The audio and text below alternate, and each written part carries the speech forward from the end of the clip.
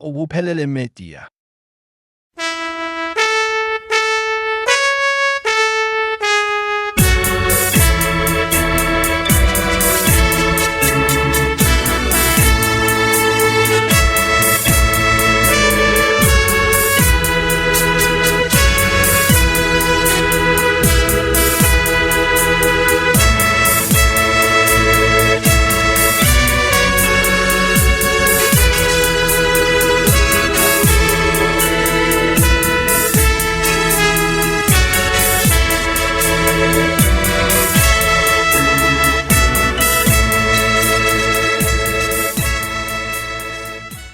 Isiqalo somthandazo ukuvuka imini mayibenhle kwabangcwele vuka nathi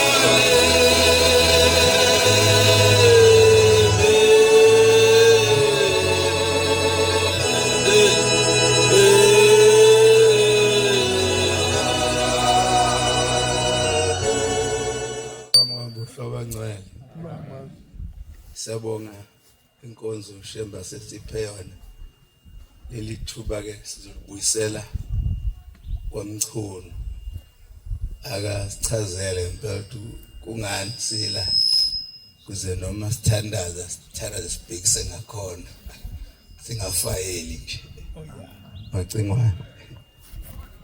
Ngiyayikhetha inkosi yasebuhleni bamaNazaretha. Kunenkosi yala ekhaya umchunu ongizalayo. Mhlambe ngingakandi ngokuthi size sinicela ukuthi nizohlanganyela kanye nathi sinicelele ini, kodwa bengicela ukuthi njengobaba wala ekhaya imizuzu mhlambe nemibili ukusemukela nokusikhulula ukuthi siqhubeke nakho konke esizokwenza. Amen.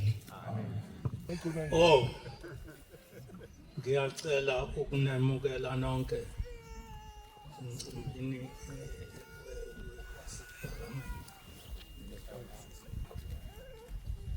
ngicela ukunemukela ngomoya wonke. Nami kukhona impela lokho akakwenzayo wenza itiye nje kuphela lokubonga ikhaya. Ngiyabonga.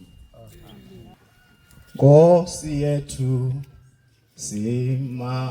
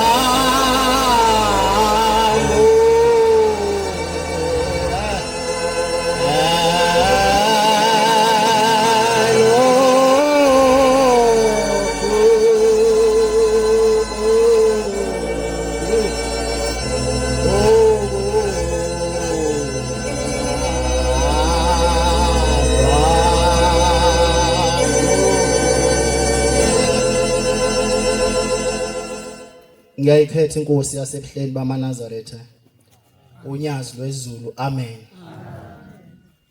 maNazaretha ngazi nanokuthi ngiqale ngithini.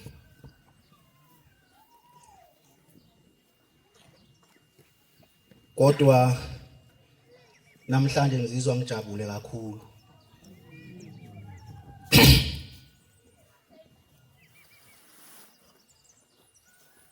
Awuhlabelela amathalente bese lokuqala.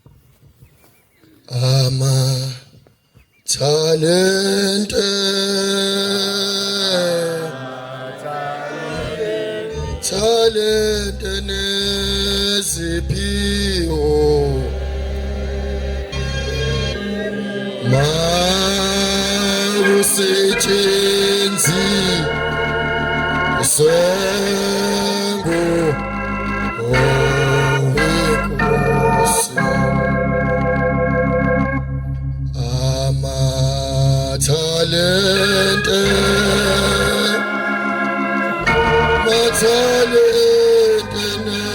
neziphiwo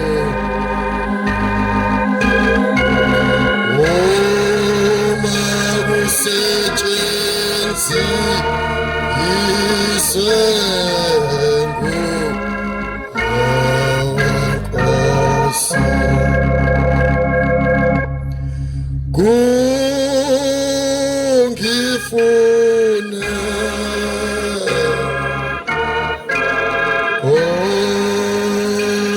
ngithole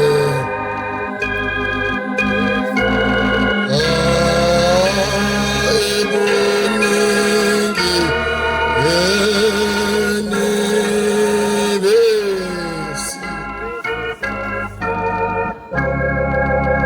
Kungifune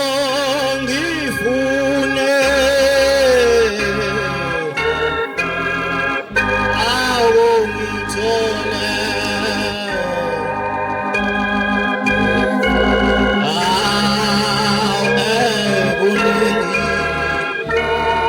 ebuningini ebesi. Ngiyabonga mkhona zomkhulu ukungihlabelelela. Bengisathatha isibindi. Cha maNazaretha njoba kube ngathi ngifikelwa ukujula eminyakeni mhlawumbe engaphezulu kwama-20 yale kwakungama-90s. Sisasonda ngapha enhlaba mkhosi ngiyathokoza ukubona umshumayeli wakhona nomkhokheli wakhona sasebafishane kakhulu lisabhekwe umshumayeli umthetho ongasekho emhlabeni. Sake sathi ke sihamba siyakhona sahlangana nendoda hlezi ngiyikhuluma le ndaba.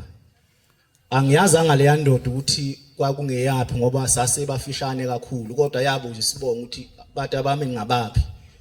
Saphendula sathi singaba kwaMchunu. Yase isho izwi elaba lodwa nje lathi awu ningaba kwaMchunu. Lase lithi kwaMchunu akekho umuntu wakwakholwa niyadlala abantu abamlento yenu nisazokhathala. Amen. Manje ke njoba kungathi ngifikelwa usizi ukujabulela ukuthi namhlanje phakathi komuzwa kaMchunu ungena ingubo emhlophe. Amen. Ngaphandle ke bayingcwele kokulokhu ngimosha isikhathi eside ngoba isikhathi sifishane kakhulu sifisa abantu besheshe bekhululeke izinto yiningi. Inhloso yokuthi sigcine sesenza lovuka nathi kwathi nge-15 November 2021 ngizalwa le kwaHlongwane. Ngiyathokoza ngiyambona umshumayeli wakhona ethempelini laseSandleni, ithempela lapho engizalwa khona. Ngezwe nje ngijabule ngoba kunezinto esiyaye sizenze ngenxa uthuzwa injabulo futhi ungaliboni iphutha kuyo. Ngathwala ikhanda saya le ekugcineni safike senza lenkonzo kavuka nathi kwakumnandi kudelile. Sathi mase siwenzile uvuka nathi wesihle khona umama wakaphangela owakuthi uMandawonde ngiyiphathe kabuhlungu ngoba akasekho emhlabeni wahamba kabuhlungu. uNkulunkulu unyazi lwezulu sengathi ngamkhumbula lapha akakhona. Wabe seyafona wathi mntanami ngithe ngilele ebusuku ngabona ubaba wakho ubaba ke ongizalayo ongasekho emhlabeni ngoba lo obeguqile ulamana naye ubaba. Wathi ngibona ubaba wakho ecasukile kakhulu ebuza umbuzo ukuthi kungani ungasitshelanga ukuthi uyokwenza uvuka nathi kaHlongwane. Ngangakaze ke ngibike ngalendlela ukuthi kwakungekho ngisho yedwa kaMchunu wayekhona ngoba ngangizenzela siwezenzele ayibonga inkosi. Wase ebuza umbuzo othi kwaMchunu ke lento obuyenza lapha na kaHlongwane uzoyenza nini? Ayibonga inkosi. Ngabe sekuba buhlungu kodwa futhi ngajabula. Into eyayingijabulisa iyodwa ukuthi bathi mabebona lento enhle kangaka ikaHlongwane ingube emhlophe base befuna ukuthi nalapha kwaMchunu beyibone yenzeka lento. Kuyinto elulana nje khona ukuyenza 2021 ngeCovid, 2022, 2023, 2024 kodwa uNkulunkulu emuhle. Namhlanje ngeyi17 August 2025 uNkulunkulu ukwazile ukusenza ukuthi inhliziyo zethu zivume ukuthi siyenze lento ongeyokuqala kwaMchunu yenzeka. Ngichaze kakhulu ngichaza ukuthi yini ezokwenziwa. Ayibonga inkosi. Ngiyabonga ukuthi amaChunu aqondile lokho akhona onke ahlanganyela kanye nami. Amen. Ngizobuyisela ke kumshumayeli lombhobho benginesicelo ngoba namhlanje nomvangeli uzwa ngami. Ayibonga inkosi. Phela melazi ukuthi ngihlala eThekwini yabo so uride engidonsa ngamawashing ethempeleni kodwa mase sila nginenkosi nami yakwaMchunu eseduze kwami ngizothi uyambona ubaba lo ngiyamdemote uzoba umkhwanazo omncane. Ngokufisa kwami bengifisa ukuthi ngo11 o'clock kube ukuthi sesiqedile yonke into noma ngo10:30 uma kwenzeka. Amen. So kuno Dubula ngoFace ozosiphathela nje uhlelo oluzoba lifishane kakhulu nalo inkonzo siyibuyisele siphuza amanzi sikhululeke kunobhuti osaya kude kakhulu eEast London osuke eEast London nje ezile lovuka nathi angifisi ekhubeke kunabafowethu abasaya eGoli khona nabasaya eThekwini khona nabasaya eEastern Cape khona nabasaya eVutshini. Amen. Bengaze bephelelwe imoto cishe ilokho bayingcwele umshumali uzothi mayiseqedile uDubula ngoFace ephuthuma nje esilekelele ngalolu hlelo olufishane iyikhuluma kazoyibiza zingabazinde. Amen. Kuningi kakhulu. So ngesikhathi senza uvuka nathi le kaHlongwane sasihlabe nje icogwana afika amaNazaretha agcwala athi phama kwaba yihlazwana kancane ukuthi hey abantu abangaka sesilokhu sicozula nje embuzini kodwa ke kulokhu sithe ngoba kuza amaNazaretha ke mayeza siwabona nje njoba siwabona kodwa ahamba noNtshemba unyazi lwezulu sabe sesithi ke akube nethanga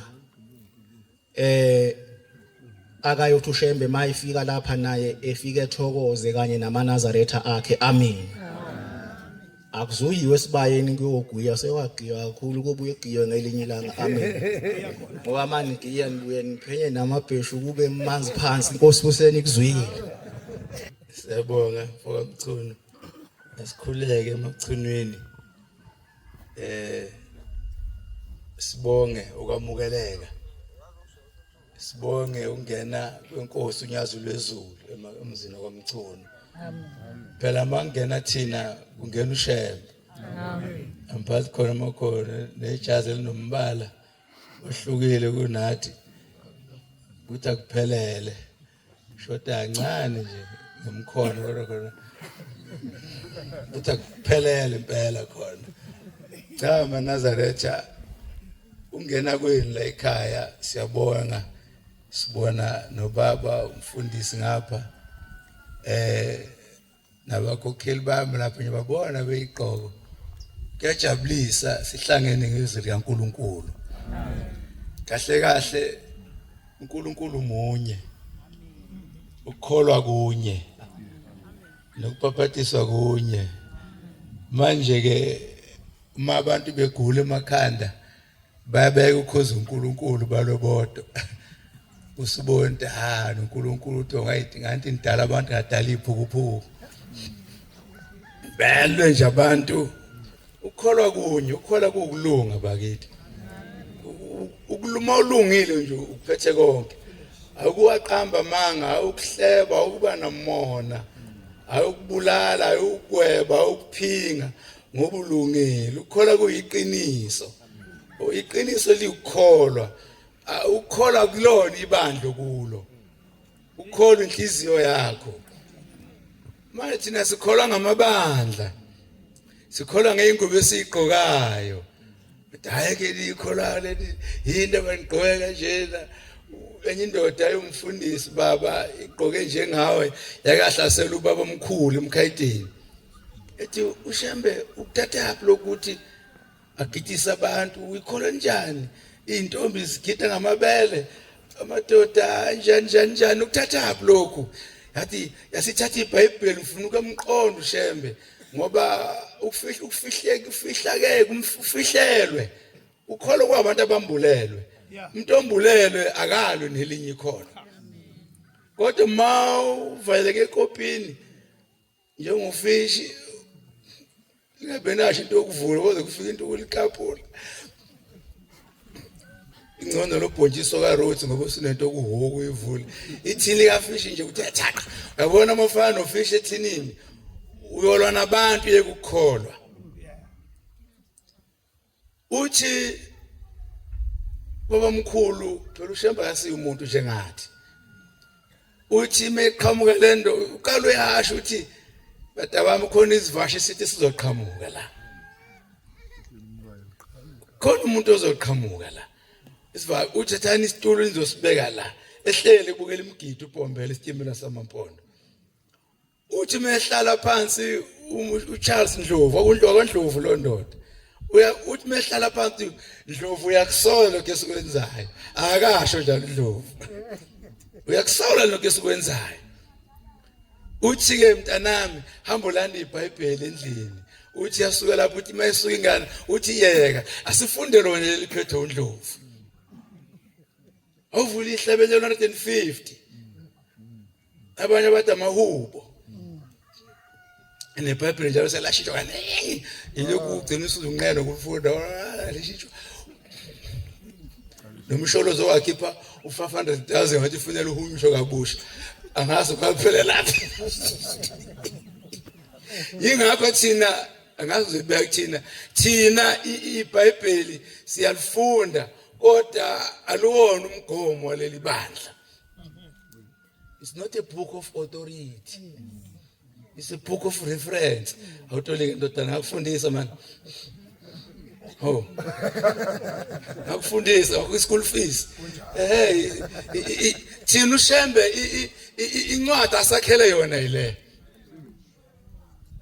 na incwadi iBhayibheli siyarefer kulona siyacaphuna ngoba akhona amazwi akhulunywa uNkulunkulu amanye akhulunywa abaprofeti abanye akhulunywa abapostoli wazathi uPaulo kube kuyangaye ngabe indoda iba nomfazi wedwa abakhona abangayiswa yahlekele ukuthi nalapho njalo akusho uNkulunkulu kusho uPaulo uthi kube kuyangaye athi ho indoda ifuna usiqedela ubusa kanti ngesabakhalazi kube kuyangaye manje bese nithi nina inkolo yobuKristu ayikuvumi ukuthi ube nonkosikazi ombili nomthathu into okushonga uJesu yathi indoda kube kuyangayo thina kuyike ngayo ke kuyangathi yabona telo uthi uShembe emdumiseni ngeyigubhu nangemtshingo ayifunde nakuzana inhlongo engizima kakhulu mfuna nje iBhayibheli nanambona mfuna iBhayibheli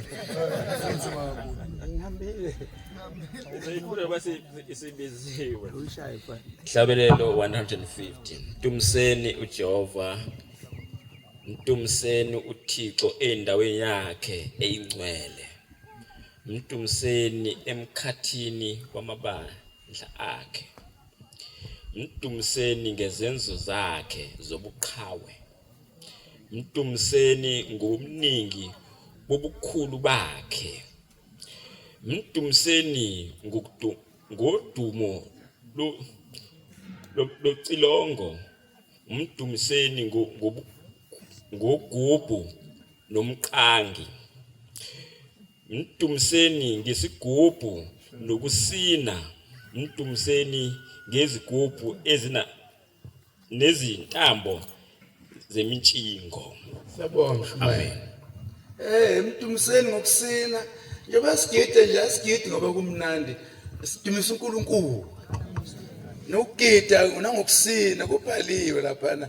Manje ke ngilapha ekuthenini ke kuyangijabulisa ukubona obaba belinye banyamahlelo ngibona nomama. Kuyangijabulisa ngoba ukholwa kunye. Ukholwa bakithi kuyiqiniso manje ayikho into edlula iqiniso emhlabeni. Iqiniso khona kukholwa. Ngoba ukwazi ukuthi ungayishaya isifuba ntu namanga. Uqhatha abantu, awuhloniphi. Monye iqiniso uzohlonipha. Monye iqiniso uzolalela njengalensizwa kaMchunu esibizile la ekhaya. Isibize ngenxa ukuthi ilalelile ukuthi mayithi esekhaya komama kwaHlongwane. Maye ekhaya konini yokwenza lenkonzo kanti vele anovami ukuyibalansisa izinto. Eyakini asekhaya komama ngoba wayenza ohlangene lodwa siyavuka isikhwele. Ovama ukuthi manje ilata la ubugijimo lezekhaya komama. Hanja uthi nginabantu abadala ngiyahlola. Senisake imlanda ngibhekele. Noma kuthiwa lezolwandle ilata. Phela abantu abadala bahlala olwandle. Mongakwazi lokho indaba yakho ke lo.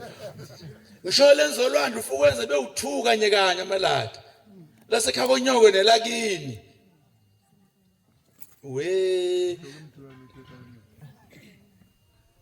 Khuluma isiZulu nje, hlonipha ihlelo nonyoko.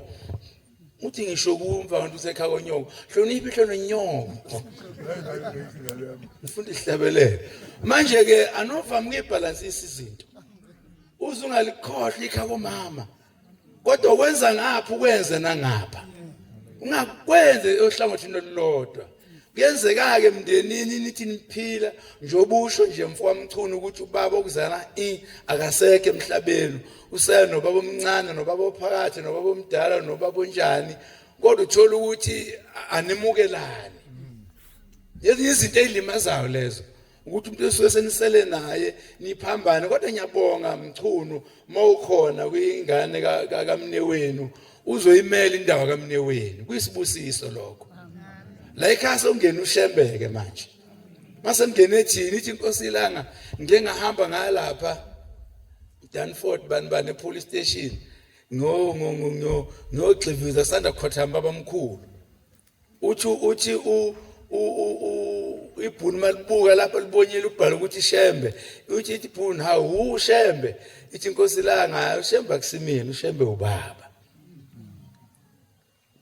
Ithi awu uShembe kahle lethi ngifuna ukuye kuphakameni ngifisa ukumbona uShembe. Ithi inkosi ilanga hawu uShembe ngeke usambona akasekho emhlabeni. Ithi kodwa mone enhlahla uNkulunkulu ekuphila amehla sezulwini ungaye ephakameni ufike umbone. Uthi ke uthi umlungu ngoba uthi akasekho emhlabeni ngizombona kanjani ukuthi akasekho. Uthi uma uNkulunkulu ekuphila amehlo uzofika umbone. Bithi inkosi yamakhosi bengisho nini amaNazaretha. Ingakho ngilikhipha ugcola umlomo ukuthi njengoba sesila kaMchunu sokungene unyazo lwezulu uqobo lwalo. Sengathi kuNkulunkulu mfoka kaMchunu nomndeni wakho olele phansi komhlabathi nophezulu uNkulunkulu angayibusisa lenkonzo ibe kukhanya kuleli iceke. Ukhule lo muzi ungami. Ukhulu dlodlobala kuzibe nezitezi la ekhaya. Uzala abantwana abaphilayo. Ukuzala phela akusikhola nje ukhipha inguzungu ekhanda noma isiduhla noma ukuzacile noma okunjani. Ukuzala umuntu ophilayo. Ukuphila ke esizele phela nganama nalabane enqeke ezimnyama lapha edolobheni njalo libhlokela ekhaya elimnyama.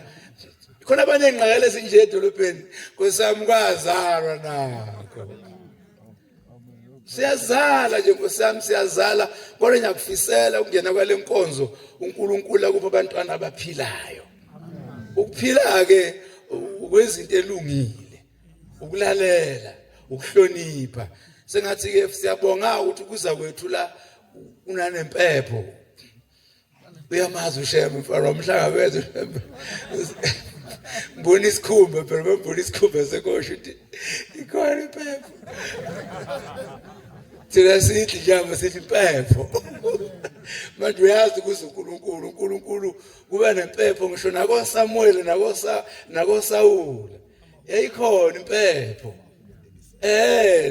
manje lenkuzi eUsawula ngeke nasineke lahlekelwe inhlonipho sokushaya isikhathi sokuthi ishiswe impepho umpriest omkhulu uSamuel akafiki avela buka isikhathi ikhulu athi ayike isikhathi sishayile manje hayi ngiyihlehlanga mase manje seyishisa impepho wathi befika uSamuel wababaza kwenzenjani wathi habe umuntu ungasafiki sishayile isikhathi uthi Samuel sengiyayisola ukuthi ngakugcobelana nikade ukusolwa sikufunda njalo ngesabatha umihlo nonyaka beba kusola ngiyabonga mfoka Mchunu ithimi isola indoda endala walalela wenza namhlanje niyahalalisa sithi ya phela ubaba bethu mase ngikhuluma iqiniso sizohlala phansi abana ndaba kahle namakhwapho ngisho ukuthi uvakasha khona nje bebona ngathi indoda ithi uyacela uvakasha ekhaya umndoda idla imhlathi nje indoda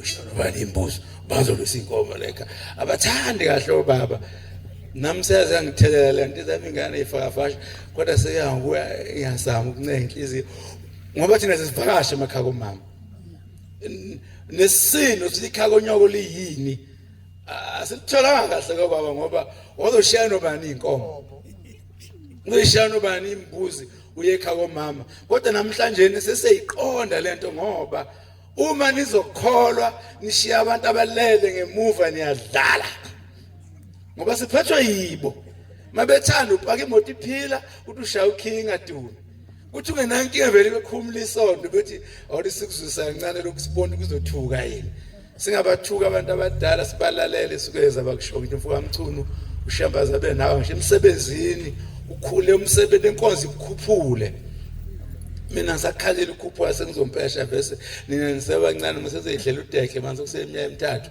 khona ungazinganaki khona kodwa khona kuseminyaka emithathu ngiyakushiya eThekwini ufana saluyibamba Nkosi buseni kuzwini Nkosi baba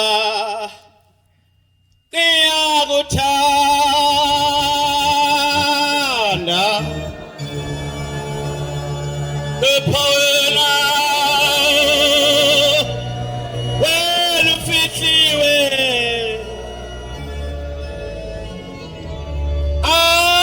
awubonakali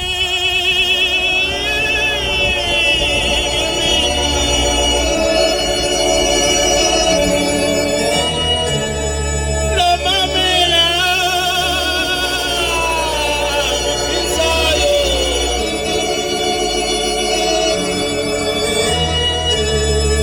Nkosi baba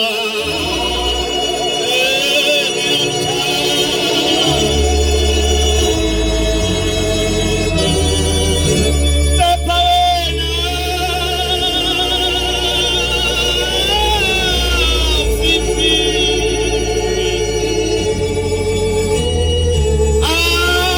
awubonakali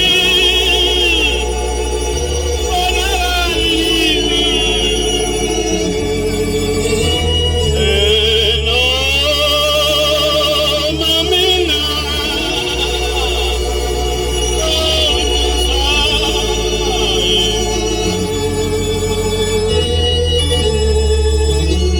ngiyayikhetha inkosi yasebuhleni nyazi lwezulu amen angibingelele kobaba abomvangeli abashumayeli benkosi omabama abakhokheli baba umfundisi Macingwana nebandla lenkolo yonyazi amen ubaba umvangeli ke uthe ngo 1:30 10 siyavala. Amen. Njengamanje ke is 2:10. Oh, 10:10.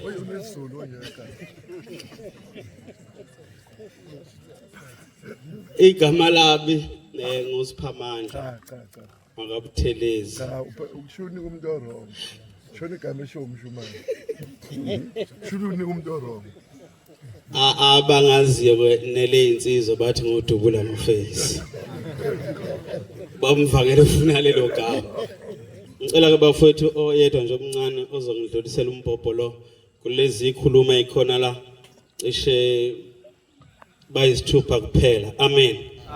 Sizoqala ke komama ngaleya mama bakhokheli benkosi.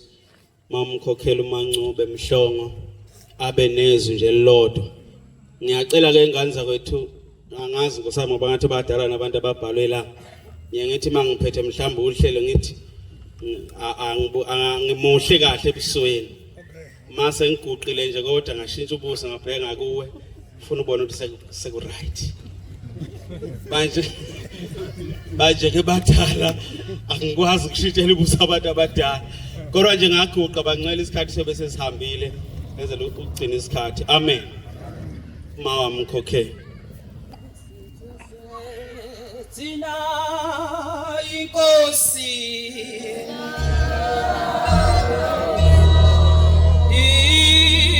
ijongwe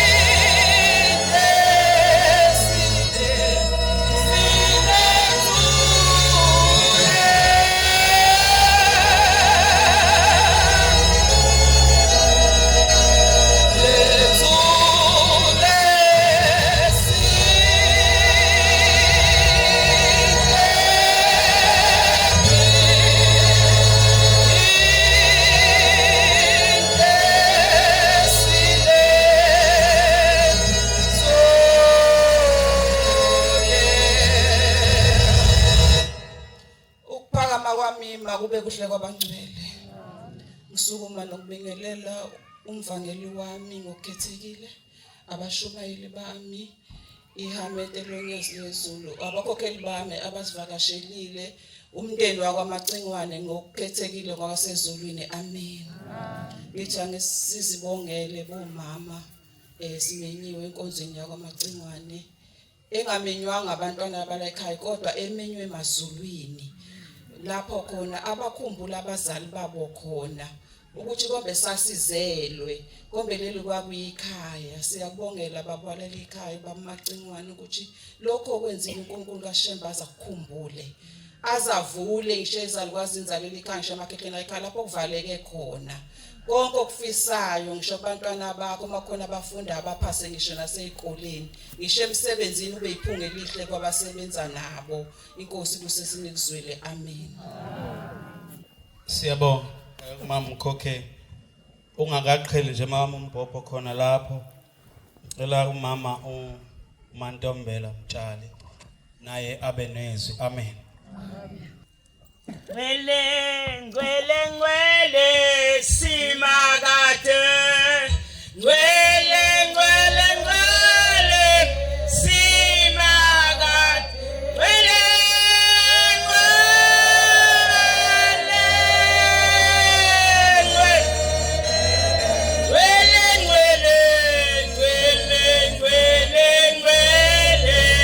simakade, bonke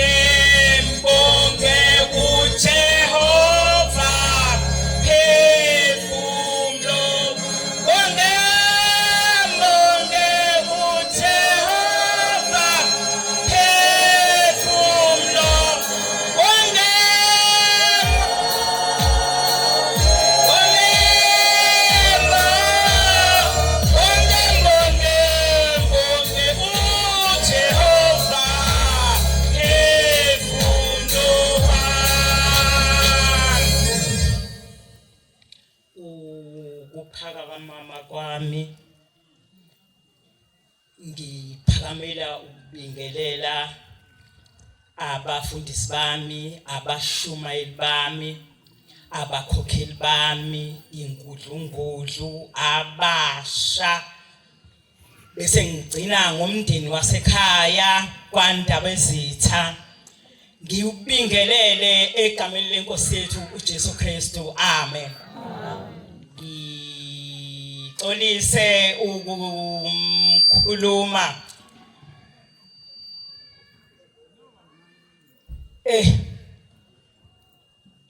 ngalolu hlobo noma ngalesikhathi. Inhliziyo yami iye yahlupheka abafundisi bami. Makushawu 4 isikhathi engivuka ngaso ngikhuleke wahlupheka umoya wami ngamemeza umntwana ngathi awubeka amanzi enhlizweni yami ngithi awubeka amanzi ngicabanga ukuthi bothisha kumsombuluko baye esikoleni uma ngithule ngicabanga ngaye ngabheka ngathi hayi izolo bekuyisabatha namhlanje isonto. Ingane bafundisi bami engiye ngayivusa yabeka amanzi ayibuzanga ukuthi uthangwabekeleni goga amanzi ngoba siye esikoleni kodwa ivele yavuka yabasa istofu yabeka amanzi. Uma ngikhuluma ngokubalana kwami ngeke ukholwe.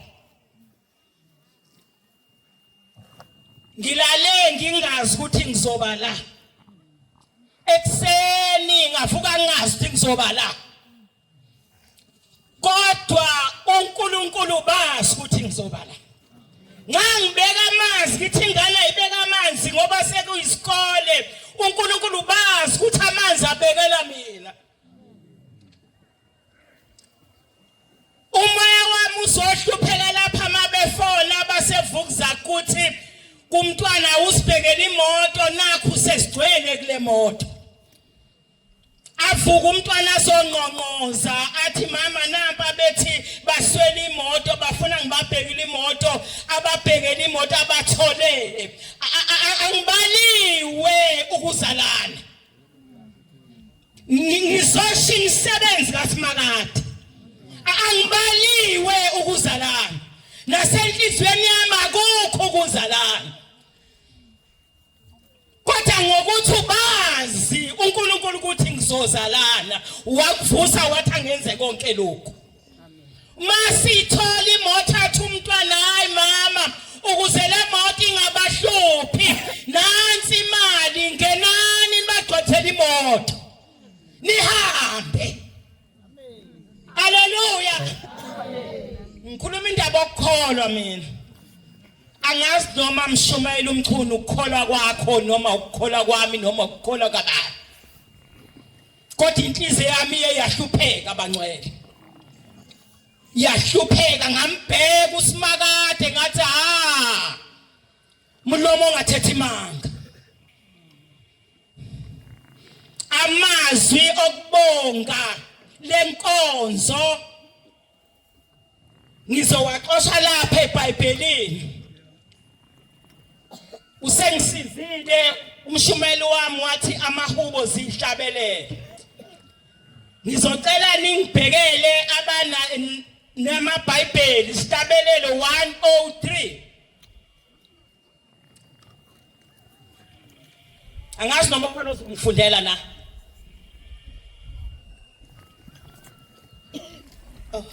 Amahubo 103. Qala ukufunda efesini. Fundeka kanje bayicela. Mbonga uJehova mphefumulo wami. Konke okuphakathi kwami makubonge igama lakhe elingcwele. Mbonga uJehova mphefumulo wami ungakhohlwa imisebenzi yonke yakhe yomusa. Verse 3. Yena othethelela zonke izono zakho elapha zonke izifo okhulula ukuphila kwakho ekubhujisweni okuqhelisa ngomusa nangobele. Amen. Ngiyabonga bangcwele. Inhliziyo yami ithi angibonge ngalamazwi. Amen. Ngibonge kundodana. Amen. Ngibongwe ezwini lokulalela. Abaningi abantu bayatshelwa izinto kodwa bangalaleli. Ngibonga ukuthi mayesha umnyaka atshelwa ngayo mningi iminyaka edlulile kodwa selokhu akubeka. Abaningi abantwana okanye nabantu baneminyaka izinto abatshena ngazo kodwa bengazenzi. Inhliziyo yami yabheka mntanami kungakho mangena kulamaceke ngifunda lamazwi.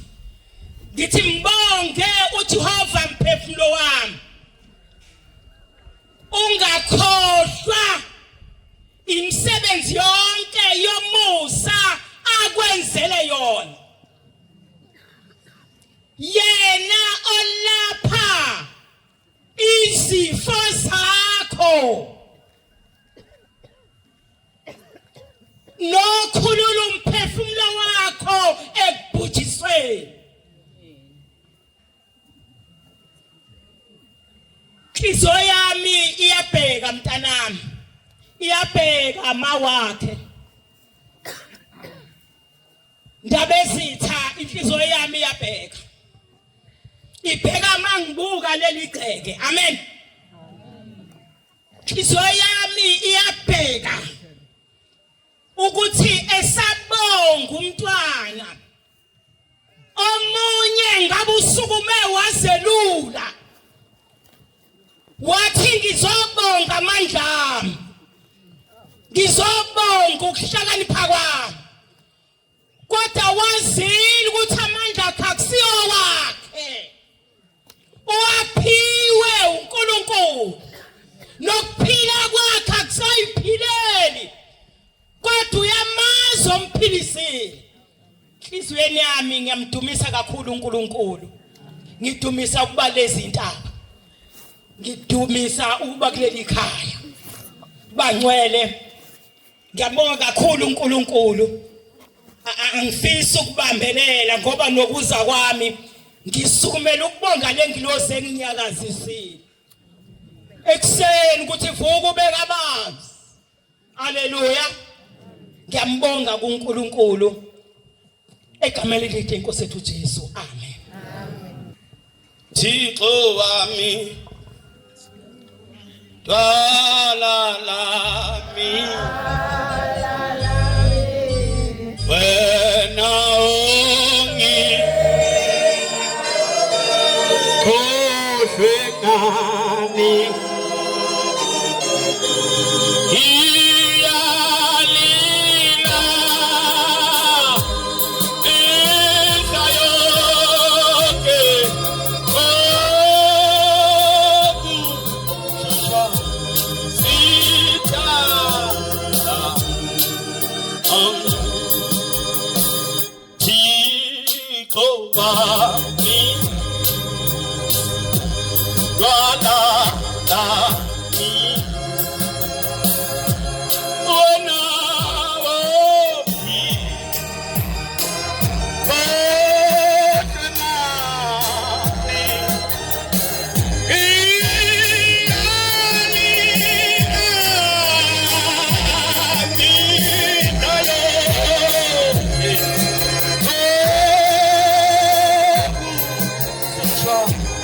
Sita,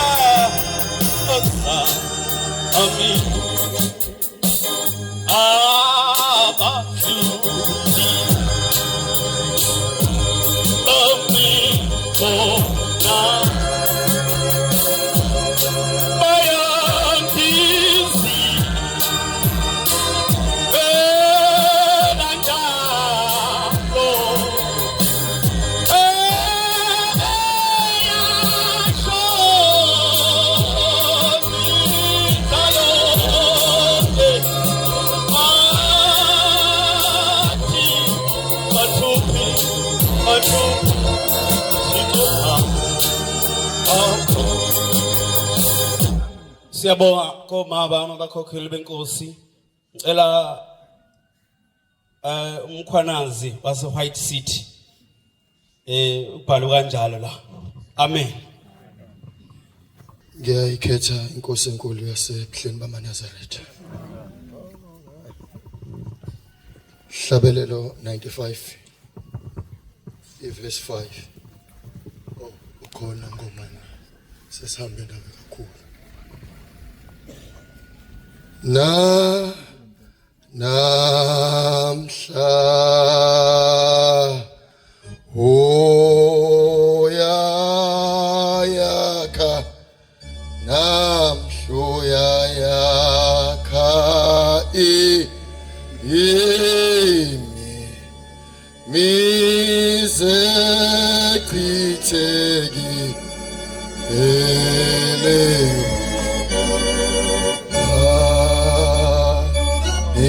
Sechithe leyo nanamhla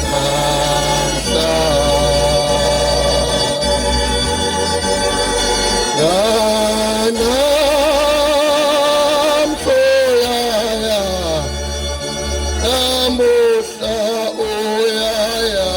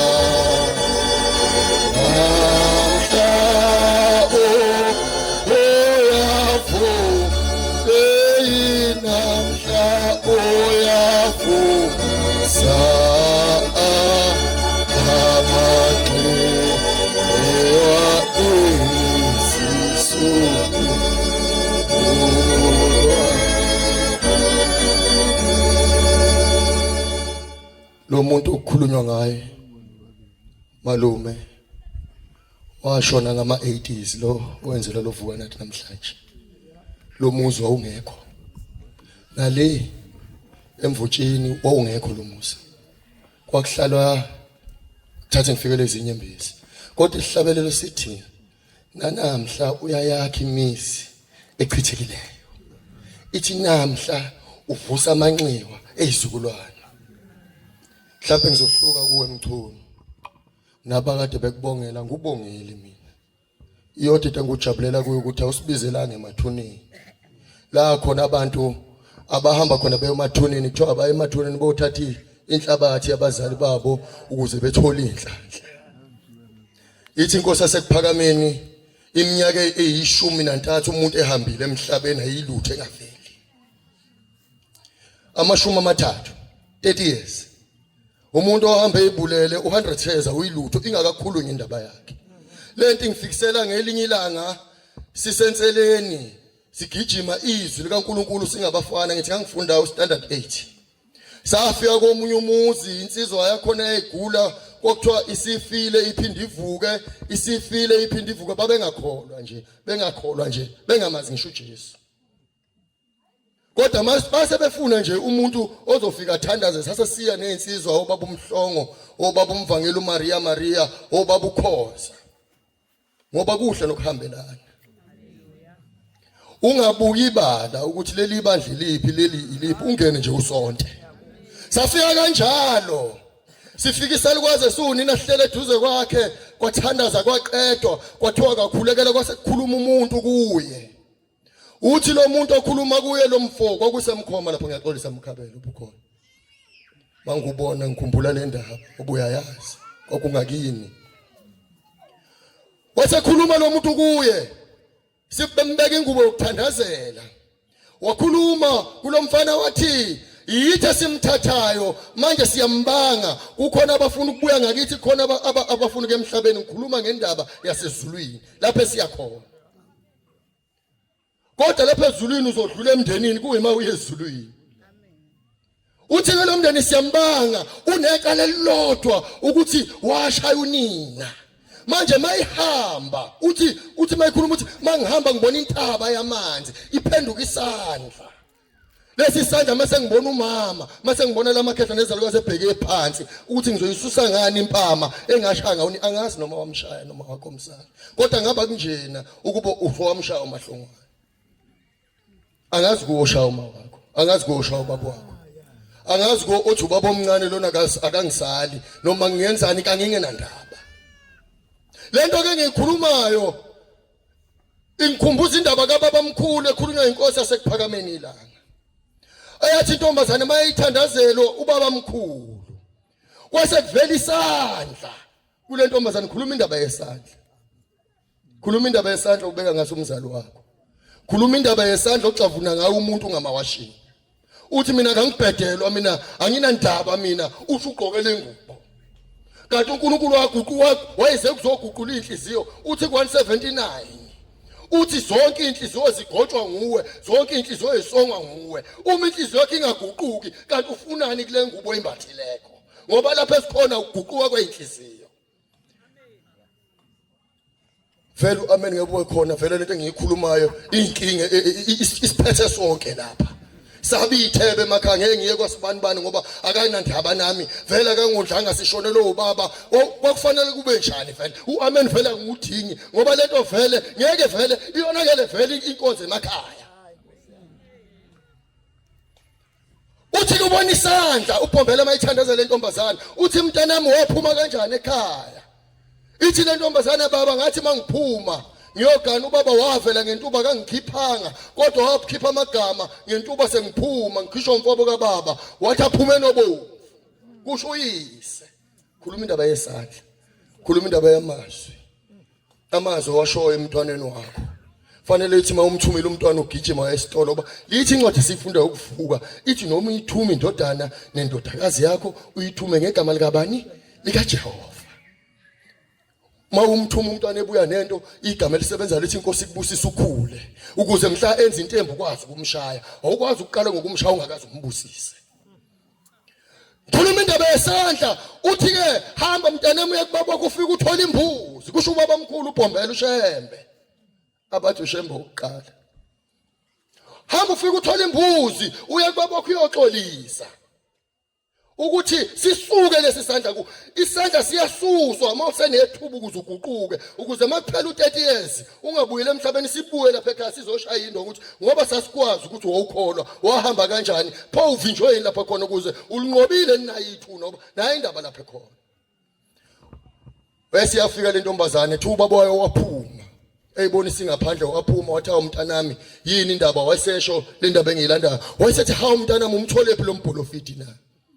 Bongela mzali ukuthi akufika ngabapholofeti bakutshela ukuthi inhlanhla zakho uzoyitholaphi kodwa uthole sibonakalisweni ngomcimbi okwenzile kaHlongwane. Ngiyafisa ke sisike ipattern sitha sonke thina sibancane lana ukuthi izandla amazikhona namazi abazala iziqalekiso siwashintshe kusemanje inkosi ibuseni kuswini. Siyabonga kumkhwanazi omkhulu.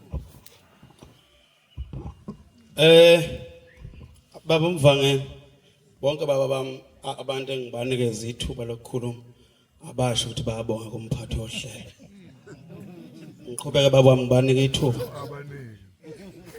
Baba Mshumela Mkhwanazi ngibanika baba.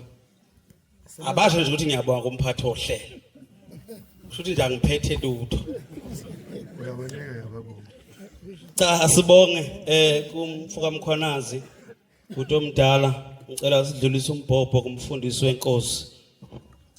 Ngekhethi inkosi yamaNazaretha.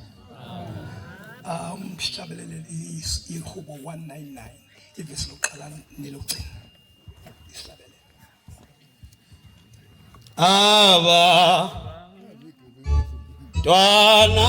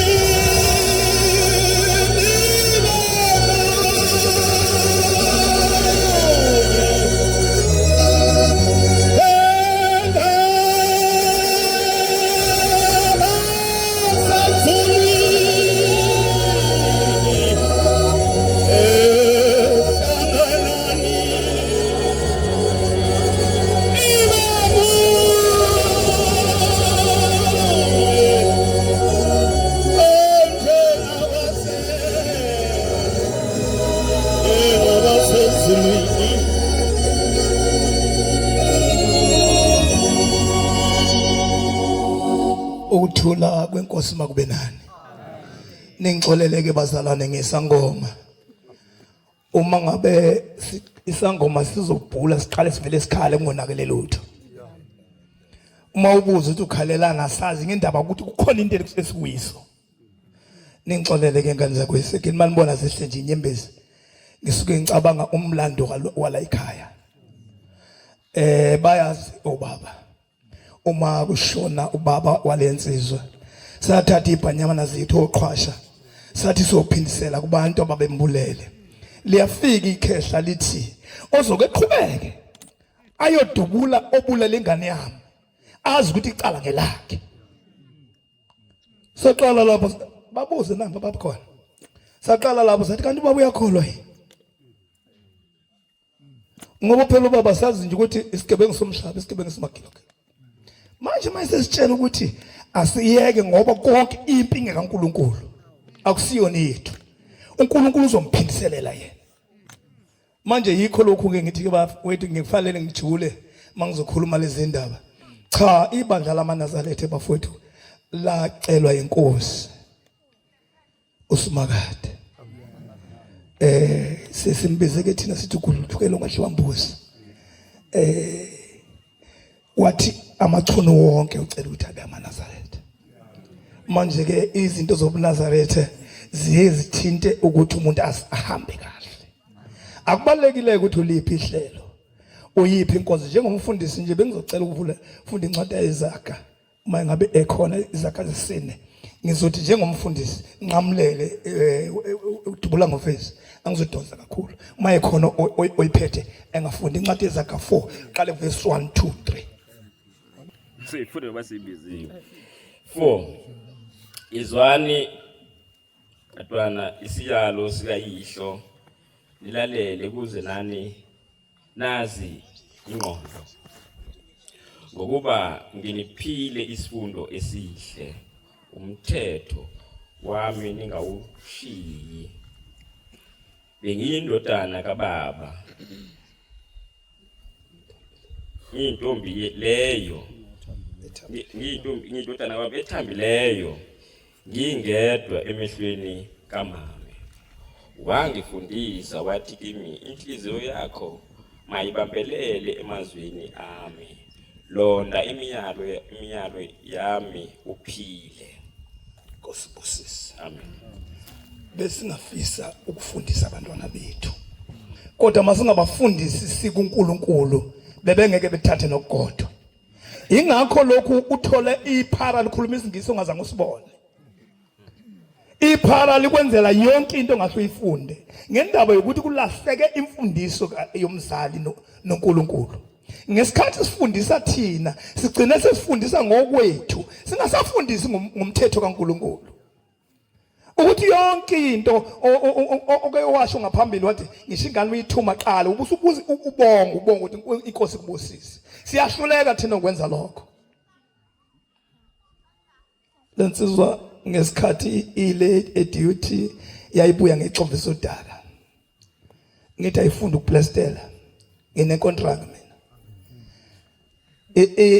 ihlini ngithi ucabanga ukuthi investec kuyasetshenzwa la kodwa izange ingiphoxe yayenza konke bantu bami wesaba uNkulunkulu kuyinto semqoka ungayifunda lencwadi uqhubeke nayo izokuchazela ukuthi umuntu oyikholo ofanele enze njani manje ke sihlushwa lezi inkolo ezintsha baba mkhwanazi ezithi mayiqala zikutshela zithi wena mawungakwenzi lokho awukholiwe bese sisahlukanisela ukuthi sigcine singasazi ukuthi kanti ukukholwa kusho ukuthini bethi uNkulunkulu anibusise bafowethu konke okwenzayo kahle kahle leli phupho lalifikile nami ngakutshela lona ngithi ngesikhathi ngithi uye kanjani ekhaya komama wakho ungakizikithi lo muntu lo bekutshela umza wami wayekutshele into nami ngakutshela yona kodwa wawungangitshelanga ukuthi ukutshelile umzala wami lo sisi uswashona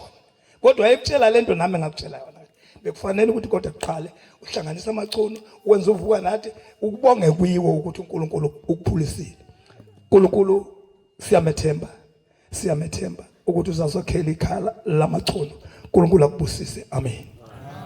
Siyabonga umacengwana.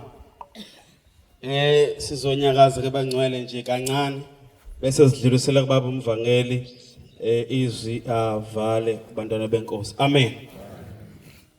Amen. Amen. Amen. Amen.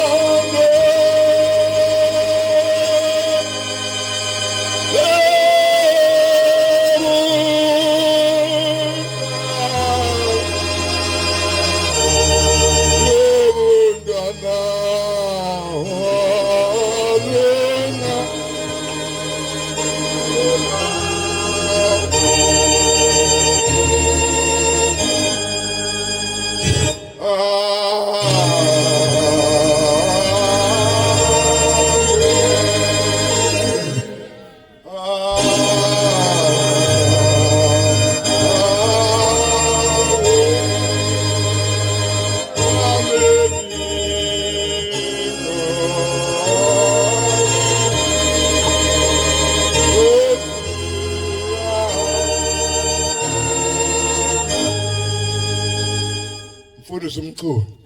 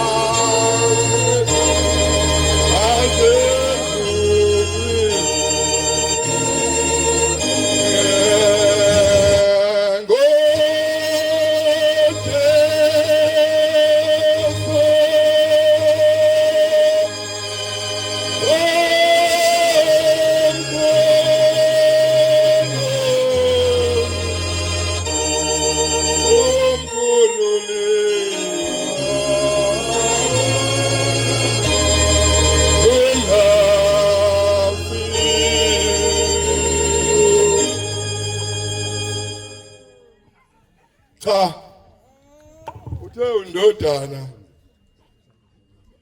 amabandla ayindoda ngilele umchunu uBhombela isihlabelelo sesibili esinamabandla sezulwini ngoJesu umkhululo ongafika kuyofanele baba umacingwana ngesixoxe nabantu abathi akukho ukuvuka labo bantu ofayisilwe nabo ilaba abantu ofayisilwe nabathi akukho ukuvuka kwabafileyo ubaba uyamazi mhlambe usobandazo uyabandazo besobandazo hlamasekade asibona ngamehlo undlala ehlabantu kanokheshini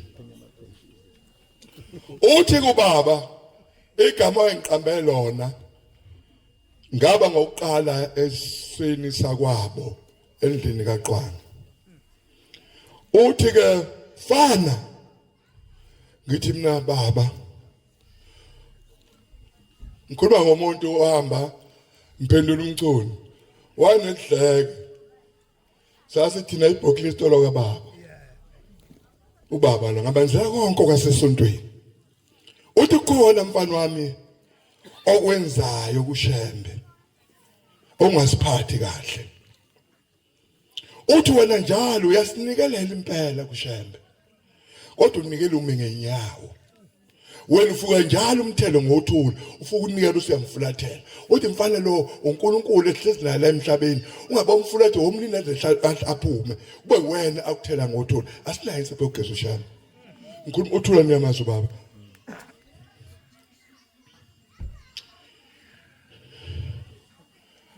amazwi ahlanipheleyo 3 yona ezogcina nje ngayo evesini bese sifunda lapha uthatha isihlabelelo Thulani olwengane yami lapha ku 25 nofuna nje sikhuluma ngoShembe kanti uShembe kwakubani 35 woqala amazwi ahlanipheleyo 1 manje amazwi ahlanipheleyo 3 evesini mnikeni baba banikeni khona funa ndodana ngizele phela lapha mina abona amakhalati engazalayo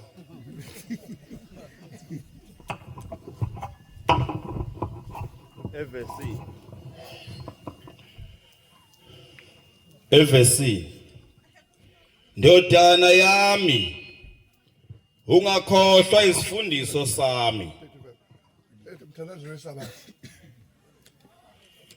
inhliziyo yakho mayilonde imiyalo yami nenduthulani ngabe ngimlinde nama ngithi nesawula amlindana uNkulunkulu akunike wena nkosikazi oyinhloko yendlu yakho inhliziyo yokufundisa indodana yakho ukuhlonipha uyise yewe khaya bamba njalo uzathi hamba ngokuba kuza kwenezelwa kuwe ubude bezinsuku neminyaka yokuphila nenhlalo enhle Thulani ngokuba lithi lizwi indodana engahloniphi uyise ayibulawe uma ke wena nkosikazi ungayifundisanga kahle indodana yakho isono sokweyisa uyise siyobizwa esandleni sakho ububele neqiniso makungahlukani nawe uma wena ndoda ungayifundisanga kahle indodana yakho ukuhlonipha nomzali wayo nonina wayo igazi lesono sokweyisa kwabazali bayo lobizwe esandleni sakho kubophe entanyeni yakho kulobe enhlizweni yakho uyakufumana umusa nenhlanhla emehlweni kaThixo nabantu uNkulunkulu akunike wena ndodana yami inhliziyo yokulalela izifundiso zikayihlo zokuthi ungamkhubekisi umakhelwana wakho entweni yakhe themba kuJehova ngenhliziyo yakho yonke ungenciki kokwakho ukuqonda cha bantwana benkosi ubaba lengikhuluma ngayo wahamba emhlabeni wayena 61 years mina namhlanje ngiya ku 71 years ubaba hamba inwele ezimnyama kodwa ubaba ngokuhlonipha umuzi inwele ezimhlophe kimi namhlanje uthi ububele neqiniso mangahlukani nawe lapha ke ebandleni baba macingwane kuleli bandla uShembe angazi ukukhuluma isithini uthi asike enkonzweni yoxoxo ufike ngesixoxo kodwa ngithi mina baba fanele arrange abantu abathi akuvuka abafileyo fanele arrange ke siba arrange siba labantu badukisa izingane zethu uthola ukuthi indoda umfana ihambe yogana ngaphandle thathe usindise ishiba abazali ba ngakho abantwana benkosi sidlulisa ukubonga mfowami Mcingwane Ntombi yakwaHlongwane. Hey, umnandi ukuzala. Khona abakhalayo nje basila. Abangazi. Nangu uThulani. Uthulani mama eyingane. Kulisile uThulani eyingane. Ugida ukufundiswa yimi uThulani. Ngaze ngamthatha ngamshiya phezulu, angazi isigcawu sami sikashamba swasibulala. Ngamshiya phezulu athi mfana bamba la. Wala bekhuluma yonke into ngami. Naye nandaba nomuntu ukukhuluma kwakhe kunamatheli kimi. Silusa ukubonga abantwana benkosi. Shembe sengathi asikhumbulo nomuzi wakamacingwane. Sengathi ngawukhumbula. Uthi konke lo mntwana kwenzile singayithatha ipetition. Kunabantu base Eastern Cape, kunabantu bashumayela. Esiyeni uba uzubone isihlabelelo bakwazi ngaso. Uthi mawushuma umshumalo uzothi. Nkosi kusenuzwe. Nkosi yethu simaka